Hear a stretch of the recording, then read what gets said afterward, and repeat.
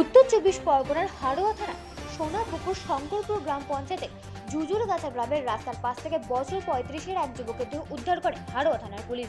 এখনো নাম পরিচয় পাওয়া যায়নি। তদন্ত শুরু করেছে, পরিচয় জানার চেষ্টাও করছে। এই জায়গাকে চিহ্নিত করে ব্যারিকেড করা হয়েছে। ইতিমধ্যে জানা গেছে যুবকের শরীরে একাধিক আঘাতের চিহ্ন রয়েছে। গোটা ঘটনার তদন্ত শুরু করেছে হাড়োয়া থানার police. Bureau report, Radin news network. কি দেখলেন? আমরা রাস্তার ধারে লাশ পড়েছিল এটা দেখেছি। আচ্ছা, আর কিছু দেখেননি? তারপরে পুলিশ এসছে?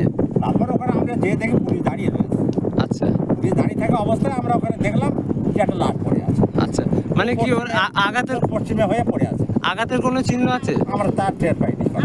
আচ্ছা, ঠিক আছে। কোনো কিছু দেখিনি। পরিচিত অপরিচিত কিছু জানেন না? আপনি এখানকার বাসিন্দা? আমরা এই বাগরাটি বাড়ি আমাদের। আচ্ছা, কি নাম আপনার? Thank you.